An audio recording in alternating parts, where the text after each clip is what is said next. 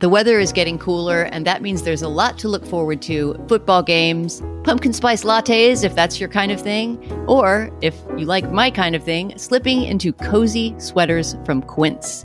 I happen to be wearing a Quince item, not even knowing we were reading one of their ads today. Since it was turning into fall, I thought I would try a Quince cashmere sweater because people rave about their cashmere. And yeah, it's the color that makes it. It's this thick, juicy kind of cashmere, the kind that you know isn't going to pill. Anyway, Quince is full of such luscious cashmere items that you can scroll through at will and try to find something that suits your taste. In addition to cashmere sweaters, they have beautiful leather jackets, cotton cardigans, lots of silk classics that we've talked about before.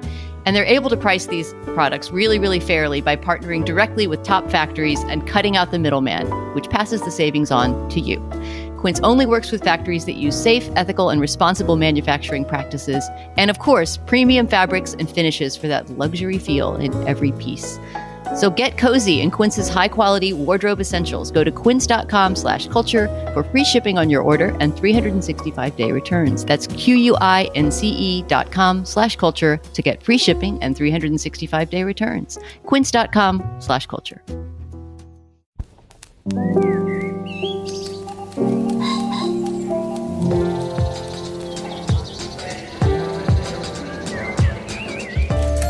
I'm Julia Turner, and this is the Slate Culture Gabfest Lots to Say About Say Nothing edition.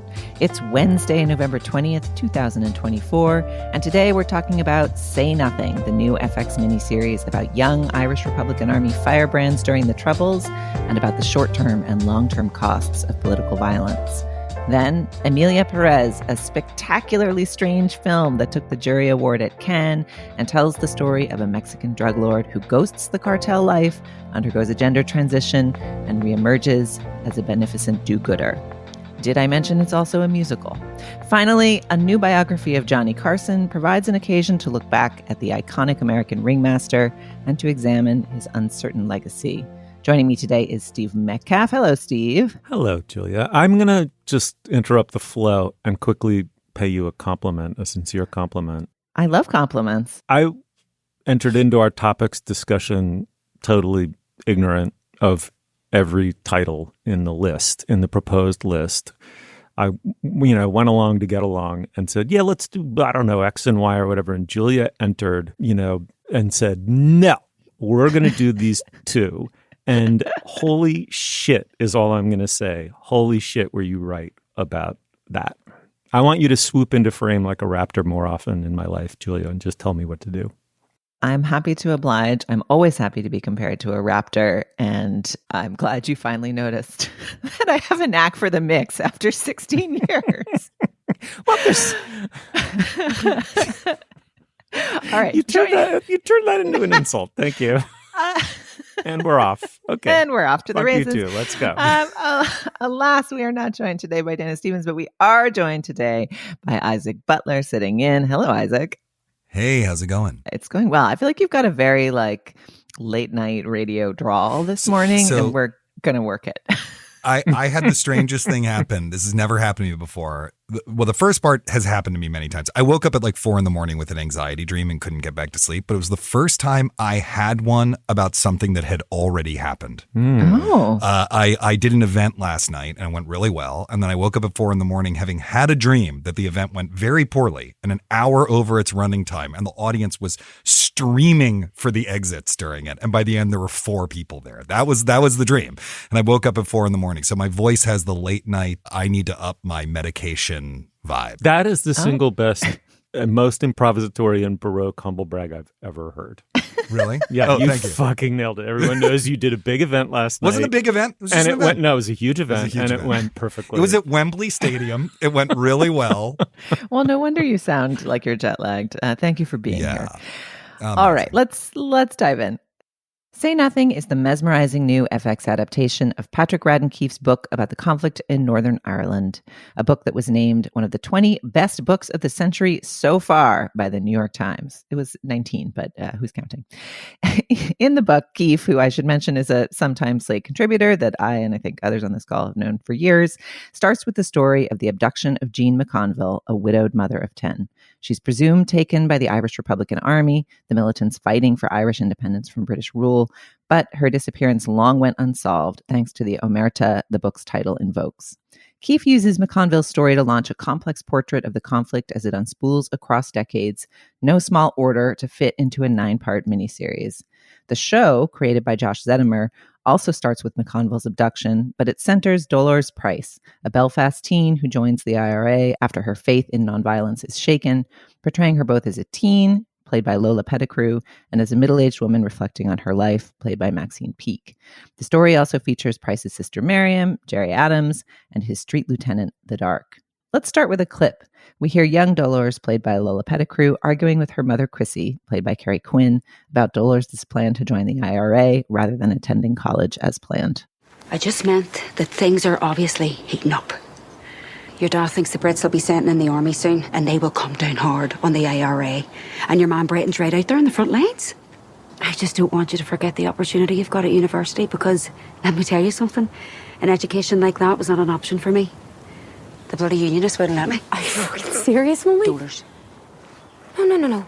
For 18 years, Dad's been yawning on like, the pillars are crooked, Dollars. We have to dismantle the state, Dollars. And you just sat there nodding your fucking head. Dollars! Shush. Look. I just prefer that if my daughter does go to university, she has all 4 limbs intact. That's all.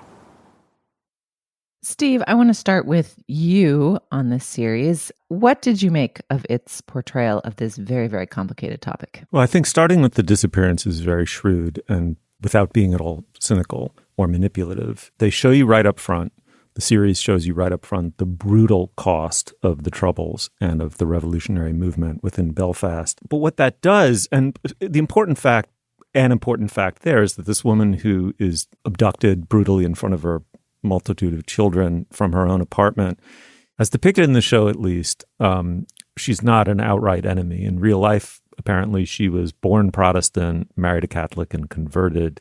So there's some ambiguities, but certainly she's definitely not English. She's not the enemy by any possible construal of that term that we would understand. What she is relatively passive and non-cooperative in a community that demands nobody be passive, right? And once that cost has been determined, right, and no viewer will concede anything to that woman's disappearance as somehow necessary, an acceptable means to a necessary end, right? Once that marker has been laid, you're allowed for other truths about revolutionary movements to come forward, which is there can be fun, there's bonhomie, they're thrilling. They lift people out of banality.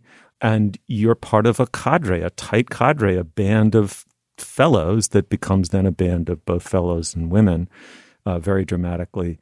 And you're allowed to get swept up in it to a degree, but with this massive and intelligently presented caveat over the whole thing.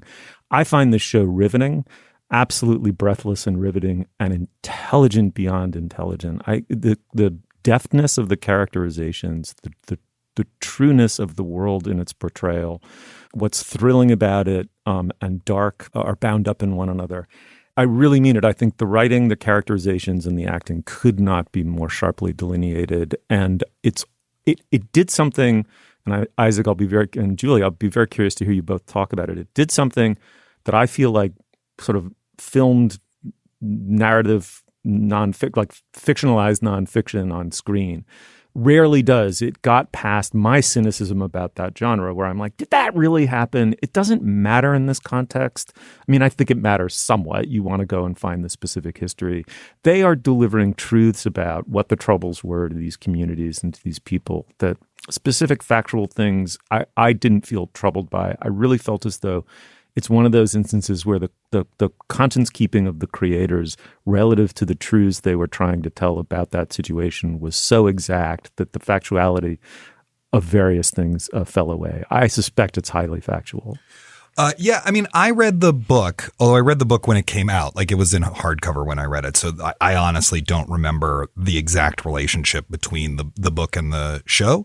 The book also opens with that disappearance. And then Patrick Radden Keefe does this kind of magic trick where, like, he then zooms out for like 200 pages and then the plot starts again, like halfway through. I mean, he really masterfully manages narrative tension in a way that the show also does it by, like, anytime anything gets too fun, let's return to the interviewer asking about the disappeared woman. Yeah. I was very suspicious of this show going in. My wife and I both loved this book. We were both like, why is this fictionalized? Why isn't this a documentary? How tarted up is it going to be? How sensationalist? Blah. And I probably would not have watched it had it not been that we chose it for this week. And I'm so glad I did because I effing loved it. I think that acting is extraordinary. I think there's actually, like, rarely for TV a great visual sensibility. Yes. There's a scene, you know, the overhead drone photography chase through the alleyways with the British Army in the second episode, for example. I was like, oh, wow.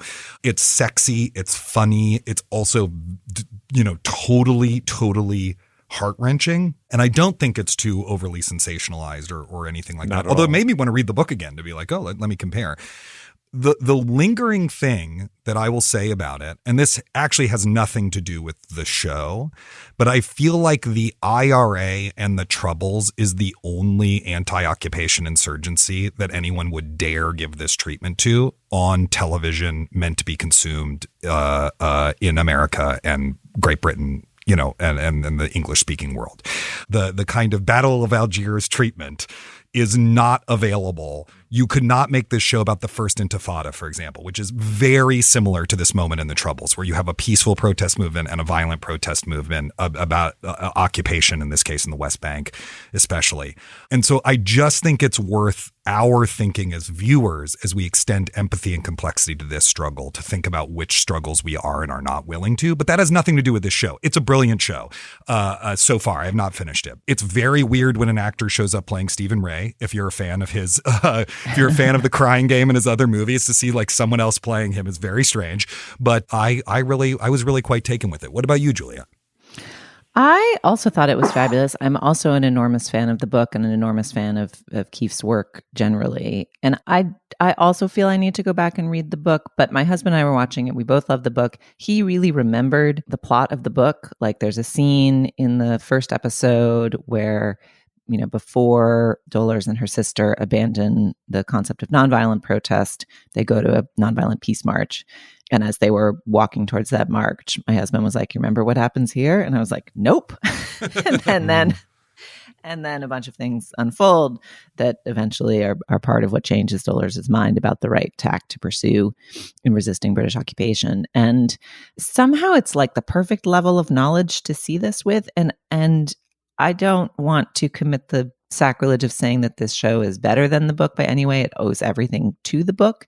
But I actually found it really useful to see this story dramatized and to bring these actors in and to allow them to convey some of the emotional and moral complexity that's at the heart of Keefe's work.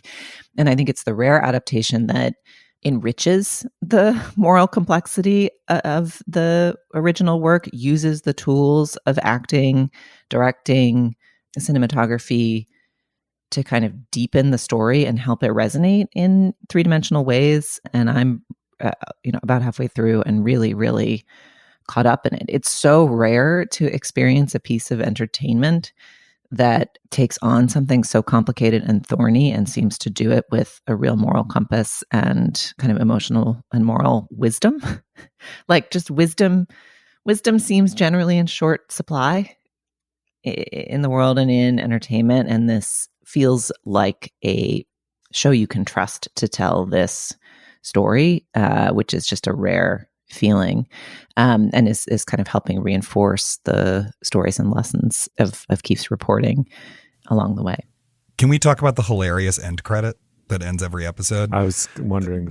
Sure. Because for listeners who've not watched the show yet, obviously out of fear of a lawsuit or something, every episode ends with a title card that says something to the effect of, Jerry Adams has always denied being a member of the IRA or participating in IRA violence, something like that. But it is so funny because you'll see like a scene of Jerry Adams being like, I love being a member of the IRA and planning IRA violence. And then it will cut to black. It'll be like, Jerry Adams has always denied being a member of the IRA. You know, I mean, one of the things about reading that book, if you grew up in the 90s, is its utter takedown of Adams. And if you grew up in the 90s, you know, Adams was this like peacemaking hero who had ended the troubles and blah, blah, blah, blah, blah. And the book could not be more skeptical of him on every single level, even the hunger strike stuff, right? And so it's very interesting to see it have to constantly make this compensatory gesture that by the end almost feels like a parody. You know, as you get further and further into the show, it's like it's almost like a formalist joke that it ends with this title every time. Josh Finnan, he's really marvelous in this. He's done a wonderful job. And you know, it's bringing it's like a funny parallax, right? Like you bring in what you know about Adams, especially if you've read the book, set against this very sexy and charismatic performance, which it has to be the center revolutionary. Lenin is one of the great villains of history, arguably, and yet he had to be just a kind of vocal, physical, and moral and political charismatic in order to be that figure. And so you are captivated by this young Adams. You know, he looks a little more like Stephen Dedalus than he looks like Lenin or, you know, or the Jerry Adams we came to know on TV. It's quite magnetic. Yeah, I mean, it really helps that all of the like main IRA guys are just like very sexy. They're sexy. Like the actor who plays Brendan Hughes, you're like, yeah, I would pick up a gun and follow that Brendan Hughes. Like that mustache is amazing. Like I don't even like mustaches, and that one is glorious. Well, the showrunner makes a point of how they worked with a British casting agent to find a lot of talent in and around Belfast and Northern Ireland. So that actor you mentioned, Anthony Boyle, has so much charisma, and it's such a strong performance. He plays Brendan Hughes, or the Dark, who's kind of the Adams's street lieutenant.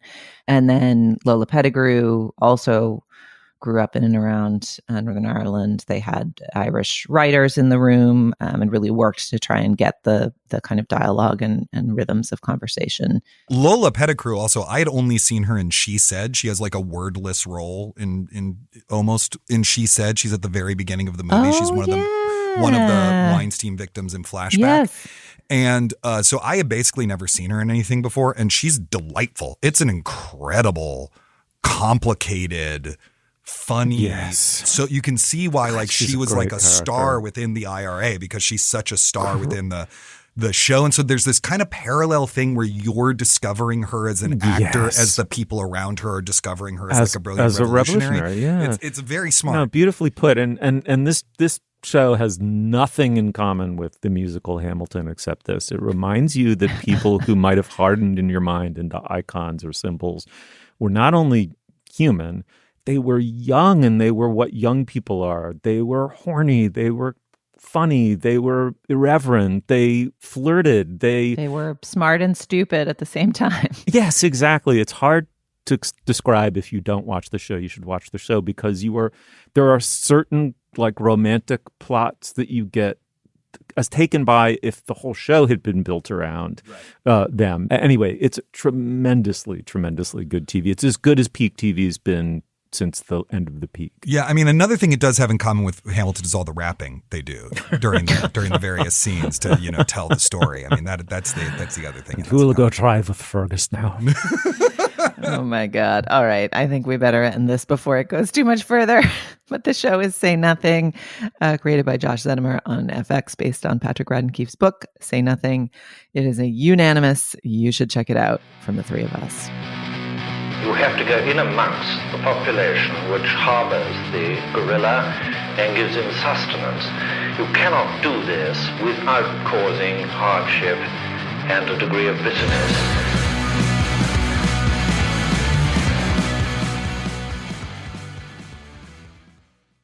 Have you ever wondered who created that bottle of sriracha living in your fridge?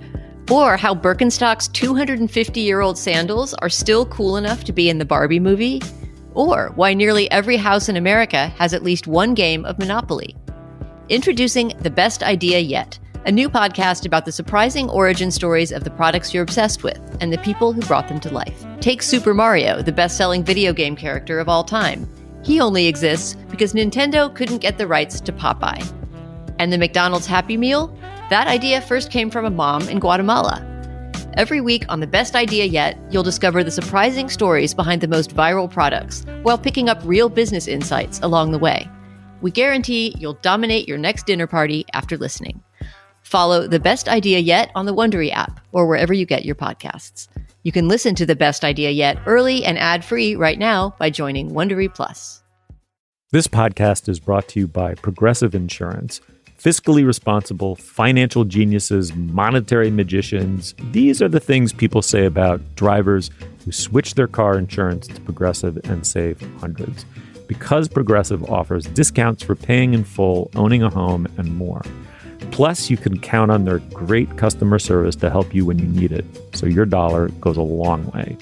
Visit Progressive.com to see if you could save on car insurance. Progressive Casualty Insurance Company and Affiliates. Potential savings will vary. Not available in all states or situations.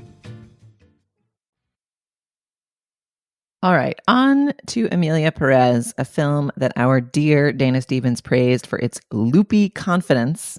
And that's about as clear a summation as I've encountered of the tone of this operatic, continent-hopping musical melodrama about gender transition, drug violence, and finding ways to be yourself in the world. The film stars Spanish actress Carla Sofia Gascon, whom we first encounter as brutal cartel jefe Manitas, then following along as she fakes her own death and has extensive gender-affirming surgery, emerging as Emilia Pérez, the woman she's always felt herself to be. She enlists underappreciated lawyer Rita, played by Zoe Saldana, to engineer this transformation, and along the way must leave her wife Jessie, played by Selena Gomez, and 2 young sons. Throughout, the characters sing, but the songs don't sound like bright, brassy show tunes. They have winding melodies and a sense of uncontrolled urgency. Let's listen to a clip of one such song. Most of them, like most of the movie, are in Spanish. But here, Zoe Saldana's Rita has asked a doctor in Tel Aviv to perform gender-affirming surgery on her client. But the doctor, played by Mark Ivanier, is reluctant. Lady, will you please tell your Mr. Mystery, instead of having plastic surgery, he'd better change ID. Doctor, I know you did a lot of studies. Doctor, but let me say I disagree. Please? Changing the body changes society. Changing society changes the soul. Changing the soul changes society. Changing society changes it all. Doctor, you better trust my Mr. Mystery. If you had seen what he has shown to me, you'd be a better man. All right, Isaac, you're up. What do you make of this loopily confident film? I'm going to be honest, I kind of loved it. This is what I'll say about it, just very quickly. I think that it is absolutely worth seeing and that you will probably hate it, but you should see it anyway. I was really taken with it, but I also think like it is worth seeing to see like a truly great filmmaker. And Jacques Audiard is like one of the greatest living filmmakers. Take a huge swing at a bunch of crazy ideas and pull many, but not all of them off. Some of the songs are terrible. Some of them are brilliant. As always with his movies, on a visual level, it's like just totally captivating and spellbinding. Like you could just study the crossfades in this movie for like a month. They're so good. The acting is great. It's Zoe Saldana's best work. It's just like it is. I think there's so much going on in it that is great that I am willing to overlook the parts of it that are, shall we say, perhaps in poor taste or occasionally embarrassing or whatever. It's like musicals aren't in good taste. Musicals are often embarrassing. No form ever gets pushed forward by timid, tasteful work. And so I just appreciated its existence the whole time, even when there's stuff that doesn't work. Like I'll just say this right now. There is a number set in a Bangkok sex change clinic that is truly horrifying in how bad it is. Hello, very nice to meet you. I'd like to know about sex change operation. I see. Men to woman, or woman to men. Man to woman. From penis to vagina. Just on a lyrical level, on a musical level, everything. But I actually was really, really taken with it. I'm also in the tank for Audiard, so take that for whatever it's worth, but I think you should see it. I don't know that this is the first Audiard film I'd recommend. I would probably recommend you say Deepan or A Prophet or The Beat That My Heart Skipped. But I was really surprised at how much I liked it. And we should say that Audiard directed and wrote it. Yes. And it started as an opera. You mentioned it was operatic. He originally was going to write it as a libretto for an opera, and then it slowly transformed into this very different thing. But I thought, I don't know, I was really, in a year of movies where seasoned directors take huge swings, I was really happy to see this one. Better than Megalopolis is Isaac's review. All right. Steve, how did it strike you? I am with Isaac without all the caveats. I mean, oh my God, wow. I loved this movie. I knew nothing about it going in other than the title and that it was on Netflix. I pressed play and I was in from the beginning. It maybe that Bangkok scene is a little gratuitous, but I loved everything about it. I mean, because first of all, knowing nothing about the movie, I did not know that it involves gender transition, right? So I'm like, what the fuck? This is like a kind of cartel Mexican, thriller, murder mystery. The Zoe Saldana character is a lawyer who you're brought into her world and her dilemmas within that world, trying to be a good lawyer, roughly 40 years old, within a system that's completely corrupt and it's crushing her slowly. She really doesn't have much of a horizon of possibility, and she's suddenly whisked away and brought into the presence of this terrifying drug lord. I'm like, where are we going with this, right? And so that moment when she finds out what she wants is, to me, was just absolutely stunning and jaw-dropping, and I was in it for the whole course of the film. One thing I'm going to just shamelessly take from Dana's review and expand on it a little bit. I think she's right. First of all, it feels much more like an opera. I didn't know that it had started as one, but as I was watching it, for all of the spoken word dialogue, which dominates most of the movie, right? It's not constantly bursting into song by any means. It just somehow feels more like an opera than anything connected in any living way to the Rodgers and Hammerstein tradition, right? And as part of that, Dana made an observation I thought was so elegant, which is that the songs don't seem to arise out of the same ordinary set of impulses as they do in a traditional musical. They seem like chthonic, right? They're like kind of emerging out of the natural and the social landscape of a Mexico that's saturated with violence and the silences that come with pervasive violence and gang violence. And so I found the music, other than that number and maybe one other, really quite effective. Zoe Saldana gets to dance in the scene. She's marvelous. And I'll just end by saying it all gets set up beautifully. It carries forward. The visual palette is absolutely stunning. The characterizations are quite wonderful. The pathos strikes me as real. I like the musical numbers with one or two exceptions. But I did keep thinking, how are you going to land this fucking plane? Like, I'm just telling you right now, I've got 12 fire engines on the tarmac here waiting for you because you're coming in hard and on fire, on fucking fuego. And I think they kind of landed that plane. And at the end, I was like, what an extraordinary experience that was. My second favorite movie of the year after Nora. But Julia, what do you think? I mean, I'm with you guys on a lot of fronts. I mean, I think there's some caveats we can get into, but it's just so rare to see something so profoundly weird and beautiful. And there's so much beauty and grace in this. And it's worth thinking through. I think that this is a film made by a cis male French director starring a Spanish, American, other actresses about Mexico and violence, tearing Mexican life apart. I think mostly filmed in France for Mexico. And I think it's worth coming back to that. I want to come back around to those things. There have definitely been some critiques from trans critics arguing that perhaps this narrative of gender transition falls into some bad trans tropes of the dangerous trans woman or the trans woman as savior. And I think it's worth thinking those through. I also sort of think the almost like gloriously idiotic confidence it would take for someone to just make this story, like to take the entire universe as a palette and be like, I'm gonna do whatever I want, is part of what is happening in the film and also part of its subject, right? Like the subject is, can anyone be anything? Can can anyone go from A to Z? How do you get from where you are to where you want to be in life? And that, for all of the kind of operatic and the jazz hands and the velvet suits dancing on tables and the sacks over heads and the gigantic pickup trucks the size of a brontosaurus, like that question is actually quite an intimate one. How do you square the life you have with the life you want? That is completely universal and both big and small, right? Because it's something that every single person faces on some level every single day. And I think what makes this film succeed in the ways that it succeeds is that it is actually quite rigorously focused on that question. And it gives each character within it a lot of grace and precision and specificity in how they think that through. And a lot of ambivalence. Like there's a beautiful moment where, when we first meet Saldana's character, she's feeling kind of oppressed and taken advantage of by her boss, who she ends up being kind of the voice behind the ventriloquist dummy for.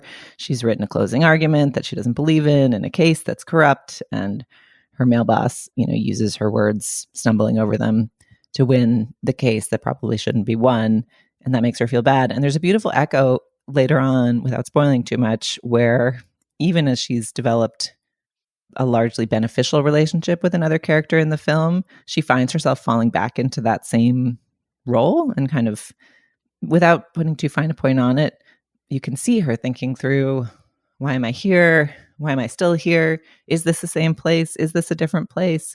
And it's beautiful. Like it seemed the way it explores those questions within each of these characters, and it really does for each of them, our three main characters, feels so sharp that the sprawl of the movie works. Yeah, I think that's beautifully said. I mean, the movie, in, to me, a very self-aware way, pits the emancipatory hope of someone who is trapped or feels as though they're deeply trapped in a social role, a social performance that they either have always hated or come to hate, and is in some way suppressing their true nature. That's true of all of the women in this narrative in one way or another, with the most dramatic one obviously being the title character. It pits that emancipatory hope against the essence of tragedy, which is the character's fate. And it runs the two of them together without telling you that one is going to falsify the other, right? It embraces both things. You do not think that this movie in any way is a refutation of the emancipatory hope of, for example, transitioning, but nor does it slight the truth of human life, which is that there's an abiding thing about a human character that often will bring about their own downfall that can't be projected onto society and regarded as arbitrary and extrinsic to who that human being is. And that's an incredibly hard thing to have pulled off. Well, yeah, and that's also opera, right? That's also, or Greek tragedy for that matter. I mean, that is, and the ending, not to spoil anything, but the way the plots converge is pure opera, I feel like. And, we should also say, because we haven't talked about her performance much, is that Carla Sofia Gascon is unbelievable. She plays both the pre-transition character and the post-transition character.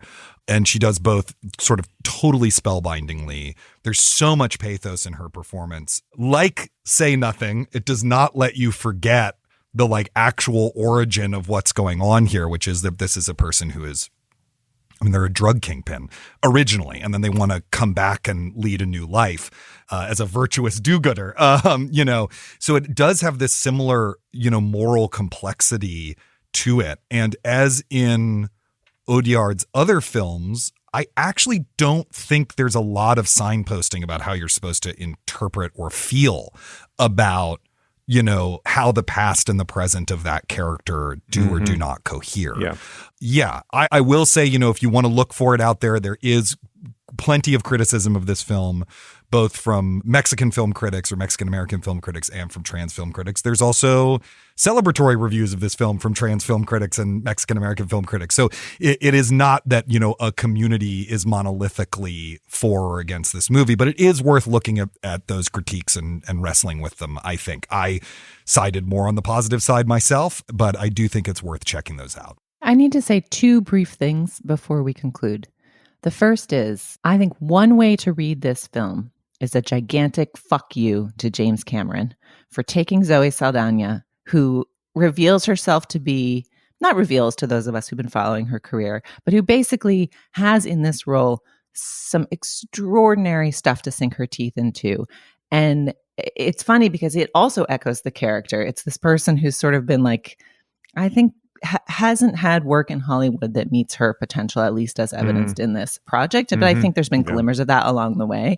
And just burying her, I think I endorsed on the podcast a while ago, the comedian Jordan Firstman's imitation of her trying to get lines beyond like, as her Na'vi character in the execrable Avatar 2. But just, I loved reading this whole movie through the lens of like, fuck you, James Cameron, look at what this woman can do. And you've buried her under blue CGI and given her nothing to do for 20 fucking years. So that's one way to read it. Very, very specific to me, but had to articulate that. I will also say, just as a comment on film today, I decided I wanted to see this in the theater. I knew enough about it to know that it was going to be so kind of crazy-bo that I wanted to really be lost in it in the way that you can be in a theater. But there is a theater in the Pacific Palisades, which is a very weird and specific neighborhood of Los Angeles that is run by Netflix and mostly runs Netflix stuff or Netflix-related stuff. And I went to the 10:45 a.m. screening of this movie at that theater and was the only person in a gigantic room in a very comfortable and luxurious chair.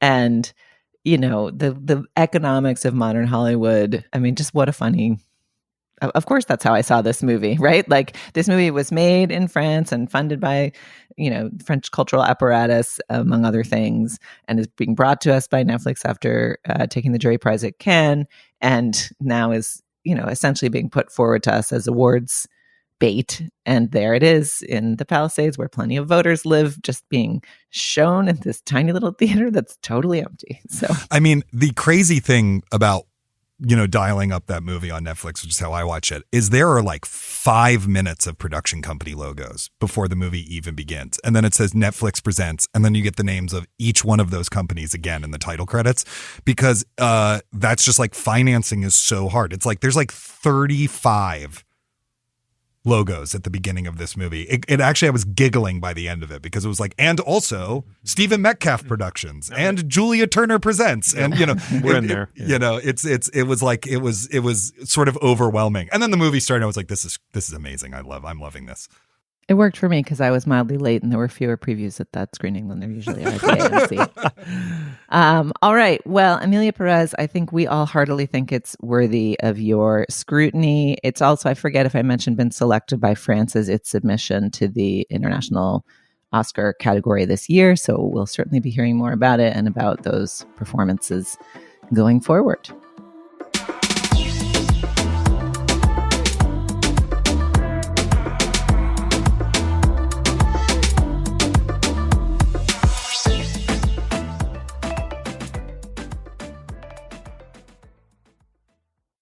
Since 1981, Justin has been producing world-class Bordeaux-style wines from Paso Robles on California's Central Coast.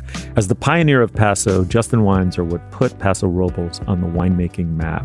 With a rich history of accolades, Justin produces exceptional wines and is proud to be America's #1 luxury Cabernet. Dana Stevens has not yet invited me over to share a glass of Justin Bordeaux-style wine, which I know she is a wine mom, no shade, and also loves her Justin wine. So that is going to happen soon. Enjoy exceptional wine all season long with Justin, whether it's for seasonal celebrations, festive dinner parties, or gift exchanges.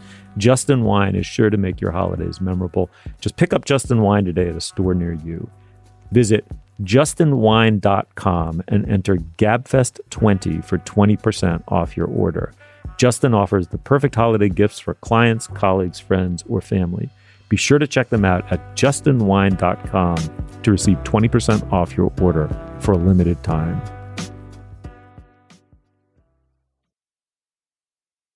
This episode is brought to you by Public.com. Did you know you can lock in a 6% or higher yield with a bond account at Public.com?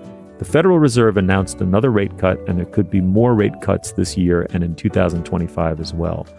That's good news if you're looking to buy a home, but it might not be so good for the interest you earn on your cash. So if you want to lock in a 6% or higher yield with a diversified portfolio of high yield and investment grade bonds, check out public.com. It only takes a couple of minutes to sign up, and once you lock in your yield, you can earn regular interest payments even as rates decline. Lock in a 6% or higher yield with a bond account at public.com/culture. But remember, your yield is not locked in until you invest. Brought to you by Public Investing member FINRA plus SIPC. As of September 26, 2024, the average annualized yield to worst across the bond account is greater than 6%.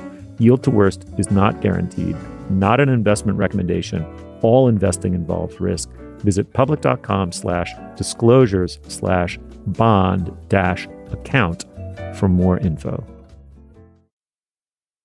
For our final segment, we'll turn to Isaac, who just reviewed a new biography of longtime Tonight Show host Johnny Carson for The New Yorker. The biography is Carson the Magnificent by Bill Zamey with Mike Thomas.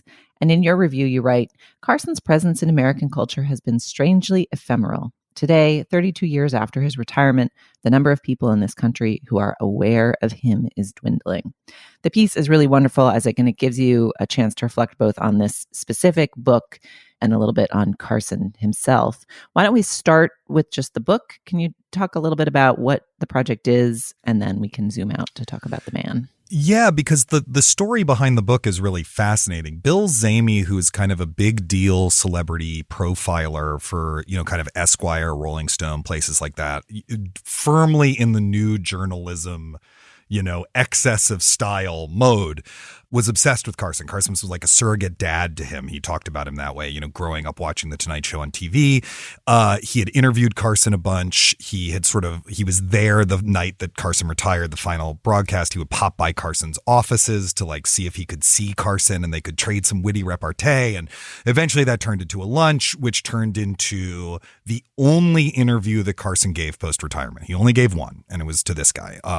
And you can, it's called Johnny Carson, the Man Who Retired. You can read it online right now if you want to. And then when Carson died, not that long after, Zamey got a book deal to write a biography of him. It was not the first biography he'd written. He toiled away on it. And he never finished it. He never finished it for a few reasons. First of all, he just never quite solved how to narrativize Carson's life, because there's a sort of Carson the public figure and Carson the private figure, and they really don't seem to have a lot to do with each other. The public figure is, charming, effusive, a great interviewer, interested in other people, all this stuff. And the private figure was kind of cold, an alcoholic, very withdrawn, an absent parent, et cetera, and so forth. So he couldn't quite square that circle. He got 3/4 of the way through the book, and then much of the last decade of his life was spent battling cancer. So he never finished it. And so after his death, and it really seemed like this book was lost and it was never going to come out, Mike Thomas, who's sort of his amanuensis, he's his early career, he was his leg man. He would do his, a lot of his research and stuff like that. And they were very close friends. And Mike Thomas, who's also a very good writer in his own right, he has a wonderful biography of Phil Hartman, took over the project and completed it in what appears to be, from the publishing world's timeline and the introduction, in less than a year. He wrote the last quarter of it based on Zamey's extensive archives of Carsonalia and a couple of new interviews. The resulting book is not good. It is fascinating, but it is a very aggravating reading experience, which I think I capture with some exasperation in the piece itself. But it's almost like reading in a weird experimental novel, because 3/4 of the way through it just switches voices to a totally different narrator, a totally different narrative style, a modern journalistic style as opposed to a new journalistic style. But I also thought it was an opportunity to think about Carson, because he's just like the man who wasn't there. It's like they're just like, there's so little, even though his influence is everywhere. Every late night host is borrowing some chunk of what he did and then taking it and kind of modifying it. But no one talks about him anymore. Seems to know who he is. What really kicked it off was polling friends of mine who are teaching this semester. I'd be like, just ask your students what they know about Johnny Carson. And they didn't know anything. Some of them had never heard of him. And as someone who grew up actually not watching The Tonight Show, but rather watching The Larry Sanders Show, which is a brilliant fictional comedy based on The Tonight Show, it was just astounding to me that someone that important and that influential could, within my adult life, completely vanish from the public imagination. So I just thought that would be a fun thing to kind of explore and write about. Steve, I'm so curious for your take on Carson, both what it felt like when he was on the air and what you make of this strange legacy where he is both very influential, but sort of in some ways a little bit forgotten. Yeah. I mean, maybe the words you're searching for are, Steve, you're old. And you're right. I was watching late night TV when Carson was still king. That's when there was a little dinosaur in the inside of the television drawing the images, right? As you munched on your Brontosaurus burger. That's funny shit right there. But even so, I'm not so old that he wasn't mostly a gateway to Letterman, who came on at 11:30. Carson came on Eastern time at 11:30 for 1 hour, roughly. So I'd maybe stop watching finish a Mets game or a football game or whatever, and then sit through Carson. And I think the dominant word maybe would be companionable. Carson found a wavelength that he was supremely good at. He was easygoing. Isaac, one of the things, and by the way, congratulations, it's a beautiful piece of writing. Thank you so much. Very elegantly delivered. And what I love about it is that there was your piece. There's Zamie's prose, which you praise, I think perhaps a little inordinately. I mean, or backhandedly maybe is what you did. Well, there's his prose in the original profile, which I think is quite interesting and good. And then when you get to the book, you're like, this is nonsense. No. Yeah, you take down the book, but your praising of his prose, which is so funny because his is a sweat act and yours is just that you just absolutely, it's so nice and chill and confident. And then, of course, in our research packet, it was followed by Kenneth Tynan, right, who was a giant in the critical world. And I felt myself exhausted by word 9 of the Kenneth Tynan. Really? I just longed to be back in the sweet embrace, the sweet, calming embrace of Isaac Butler. It was a really nicely, I'm really laying it. It sounds like I'm laying it on thick. I'm not. It was really nicely done. But one of the things you point to is that Carson completely, created this form as we now know it, right? The opening monologue, the musical band, right? The band leader becomes a character in the show. There's a desk piece and then interviews and away we go. But he didn't make it up out of whole cloth. There were precedents. There was Steve Allen, Jack Parr, and then alongside him was Dick Cavett.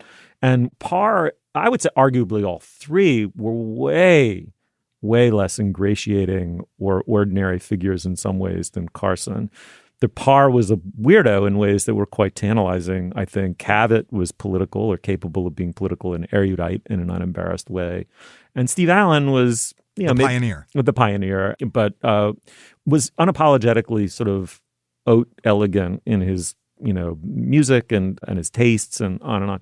Whereas Carson found this like perfect middle and the ratings exploded, right? Like once or something, Jack Parr maybe hit 7 million viewers.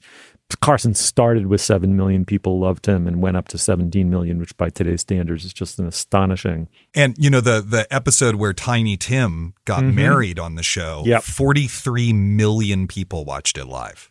Yeah. Which is just, astounding, right? I mean, when you think about 43 million people. Carson just created a persona that made him a kind of American, Midwestern, likable guy that you wanted to hang out with. And I'm with you. I only really fully understood the extent of that myth and that aura watching Larry Sanders when there's this running gag that like, oh, Johnny said he liked last night's show and everyone's neck whiplashes and are like, Johnny, you talked to Johnny? Like, and Gary Shandling, who's just almost viciously, nastily irreverent about everything and everybody, just suddenly is a credulous child when the name Carson comes up. But in the end, what I guess I would say is I liked hearing from Mort Saul, the old humorist, who was the rare person to actually speak out against Carson as a figure and as the experience of going on the show, how policed it was to keep the tone acceptable to the widest number of viewers.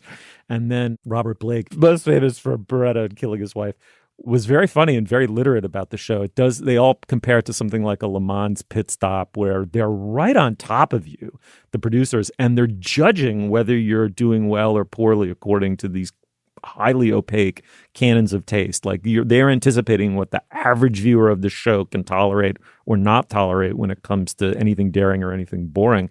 And you either you're cut off after 2 minutes. It was like there was something pitiless about it. And when you see Carson for who he is, reading your review and various other things, you realize pitilessness was part of the act in a way, a certain killer instinct, which was what kept the image going. And so you walk away not loving the man. But his lack of ripple, I didn't really, Afterlife ripple, I haven't really spoken to, but Julia, it's your turn. Sock it to us.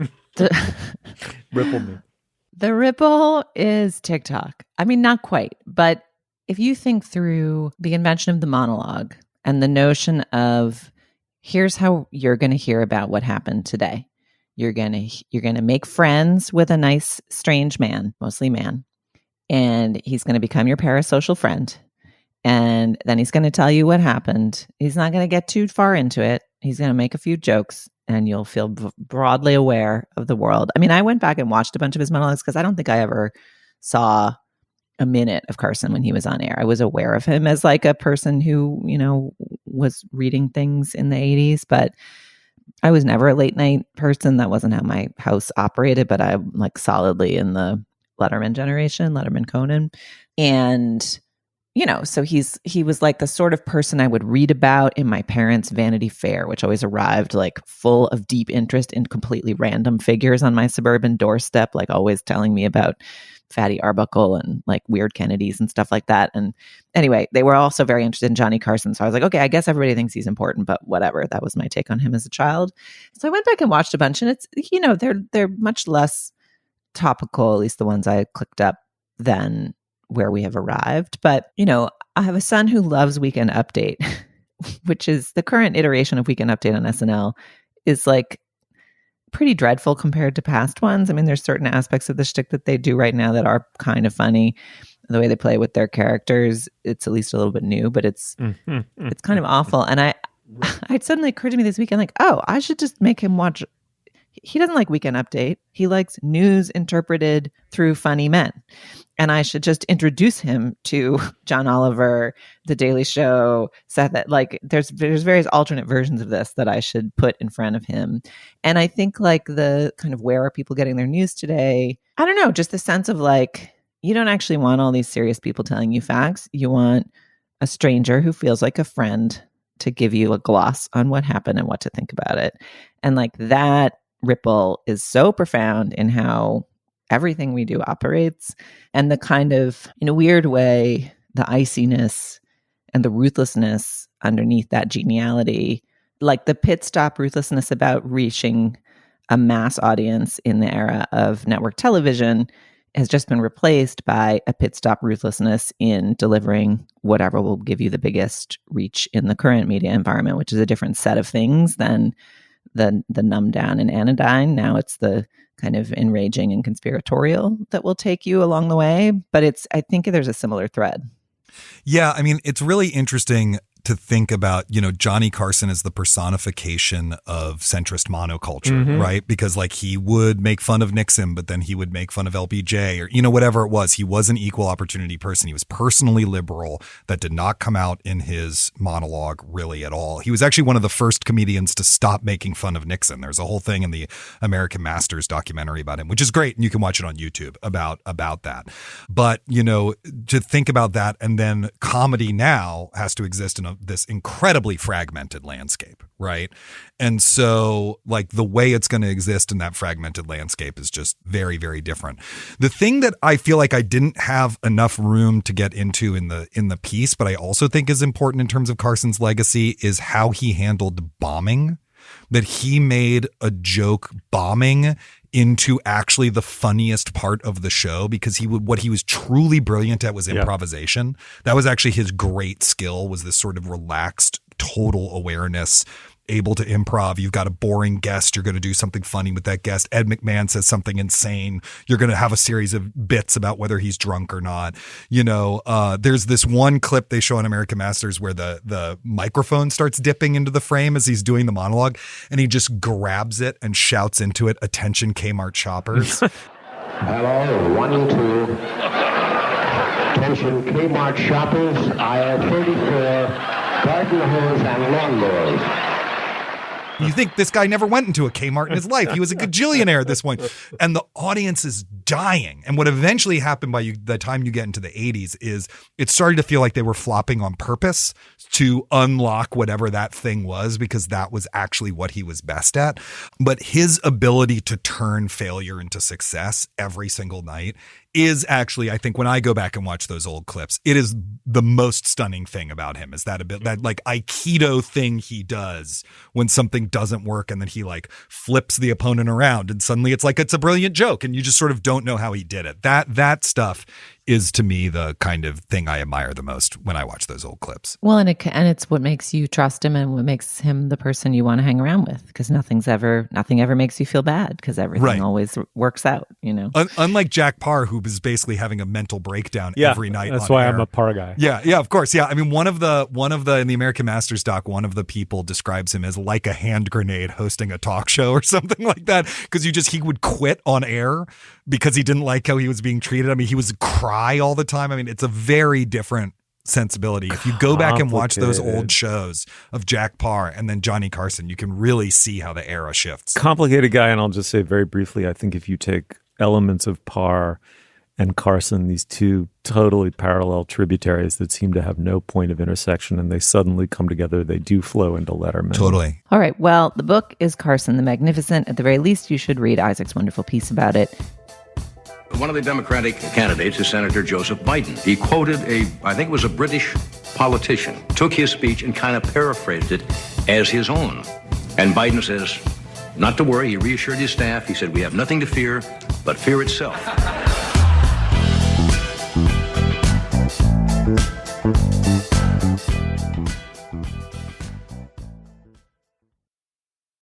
Have you heard who the latest power couple is? Well, you won't see this coming. It's Discover and Cashback.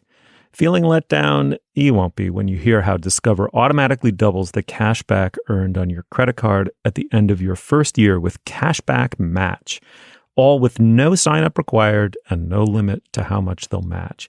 See, isn't that a couple you want to root for? It pays to Discover. See terms at discover.com/credit card. All right, now is the time in our show when we discuss business. We're not inundated with items this week. Our one item is to tell you about our Slate Plus, otherwise known as our Slat Plus bonus episode, available to Slate Plus members in their feeds. This week, we have a listener question from listener James. The question is, are there items of culture, products of culture that you're waiting for exactly the right time or occasion to watch? What, if so, what are they and why are you waiting? Great, juicy question that we will sink our teeth into. If you're not a Slate Plus member, I have some, we're going to have words. We're going to have words. You should be. You want to know why? Because this podcast gets to happen because of Slate Plus members, inordinately so. You can sign up today at slate.com/culture plus. Members get ad-free podcasts, lots of bonus content like the Slate Plus segment I just mentioned. You also get to hear members-only programming on the other Slate shows like Slow Burn and the Political Gabfest. Members get unlimited access to all the great writing on slate.com. You never hit a paywall if you're a Slate Plus member. I should also mention that you'll be supporting our work and the work of our brilliant colleagues. These memberships are vitally important for our show and for all of Slate. So please sign up today at slate.com/culture plus. Again, that's slate.com/culture plus, or subscribe now on Apple Podcasts by clicking try free at the top of the show page. All right, back to the show. All right, now is the moment in our show when we endorse. I want to note here that I can see on our video conference that Isaac is pandering to Steve with his The Bets t-shirt. So just shouting out endorsements past here. So I don't know, Isaac, does that mean that you're planning to endorse The Bets as well again, or do you have something else? No, I mean, I love The Bets. I had them as guests on Working. They're my daughter's favorite band. I took her to see them sound check and then perform. You know, I've met the band. I love that band. Steve was very mad at me that I got to interview them because I learned about them from him. So I'm endorsing Steve's taste. No, what I would like to endorse today is a new novel, and I will full disclosure, I know the author quite well. You know, he was one of my professors in graduate school, but it's still a really great book. A short comic novel by Charles Baxter called Blood Test. And the best way I can describe it is this is the Protestant A Serious Man. It is about a Midwestern divorced dad of two who's, an insurance salesman. He's like a very decent sort of almost performatively boring and normal human being. And a doctor convinces him to take this blood test by a shady Silicon Valley company that purports to be able to predict his future with 90% accuracy if they, do this blood test, and he fills out a questionnaire. And then they contact him and they say, you're a very odd case. We've reviewed all of this, and we are predicting with 90% accuracy that you will commit a murder. And so it is all about him trying to figure out, well, who am I? Like, if this is what it says, and this is nothing like who I am as a person, like, is there a murderer living inside of me? And then meanwhile, there's like all sorts of very funny intrigue involving his ex-wife and her partner. There's a parody cult in it that's basically like Scientology. So he's basically a Scientologist and like kind of very Trumpy masculine figure, and their kids, and, trying to manage this kind of blended family thing and just get through his day without turning into a murderer now that he's been told that that's what he's going to be. It's very funny. It has a tremendous amount of grace that it extends its character and its world. And I just thought it was delightful. It's just, I don't know. It was a really, really great novel. Charlie's last novel, The Sun Collective, he was always talking about how that was his final book. And then he's written 3 books since then. So I'm glad he's still writing more. And I really think that you should check this out. The New York Times called it a small masterpiece. Adam Sternberg did. So, it's not just me who loves it. I really, really recommend it. Great. All right, Steve, what have you got for us today? Apropos of our previous segment, I'm going to endorse something that I wanted to endorse previously and then forgot in the moment that I had thought of. So we all know the artist Alice Neal, who, suffered through bouts of obscurity or critical disrespect, only to emerge, especially I would say posthumously, as a American giant, right, of the 20th century painting. Do you know what she did once, improbably? Started a power pop band in New Zealand? Went on Johnny Carson. Oh. She went on Johnny Carson. And that segment is on YouTube. Oh. And it is so captivating. It's about 10 minutes long, so they let her go. They were like, this is working. The Le Mans pit crew was like, let her go. Let's just let her fly, man. This woman is great. And Carson clearly loves her. The private and the public Carson come together in this moment. There's no showbiz. He seems to know he's in the presence of an extraordinary woman, experientially and otherwise, like a woman of extraordinary life experiences who's managed to put them on canvas in an original way. I think it's in 1984. And he's deferential and funny and respectful without being a po-faced moron about it. And it's captivating. It's really, really wonderful. It'll make you love Carson in a new way if you already love him, or if you don't love him, it'll make you warm to him. And you couldn't love her more. I had no mental picture of her. I had no idea what her voice would sound like. I only know and revere her canvases. But seeing that this is who produced them is really quite extraordinary. How cool. I love that. All right, my endorsement is inspired by Zoe Saldana's marvelous performance in Emilia Pérez. I perhaps have endorsed this before, but her first big film role was that she was one of the dancer friends in Center Stage, Nicholas Hinter's marvelous, goofy, silly, but truly delightful and well-made, dance coming of age drama. I hear his choreography is really experimental. That's my favorite line in it. Donna Murphy says that at the end. Donna Murphy, Peter Gallagher. There's like incredible actors up and down this film. And it's goofy, but it's so great. And especially coming into the holiday season, like looking for movies that families might want to sit down and watch together. Like this is just a bunch of ambitious ballet students get accepted to the ballet academy, and our protagonist has something special, but she doesn't have the footwork. And then Zoe Saldana is a dedicated technical genius. And I forget the rest of the plot, but there's a hot principal ballerino on a motorcycle for sure. And there's a final, there's a Michael Jackson dance routine finale. It's great. It is a great movie. Is it that I saw this movie once, or that I've seen this movie 1,000 fucking times? But this sounds really familiar. What's it called? It's called Center Stage. And it is just absolutely worthy of your scrutiny. And Zoe Saldana has a marvelous little performance in it. It's the first time I remember ever seeing her, and she's great. She's the true ballerina. She's dedicated. Well, thank you so much, Steve. Thanks, Julia. That was very fun. And thank you, Isaac, for sitting in today. I always love being on this show. Thanks for having me, Julia. You'll find links to some of the things we talked about today on our show page. That's slate.com/culturefest. And you can email us at culturefest@slate.com. Our introductory theme music is by the composer Nicholas Bertel. Our production assistant is Kat Hong. Our producer is Jared Downing. For Steve Metcalf and Isaac Butler, I'm Julia Turner. We'll see you next week. I watched the annual Macy's Thanksgiving Day Parade today. They had an accident. Some of the mooring cables snapped. The big Snoopy balloon broke loose and was neutered by the Chrysler Building.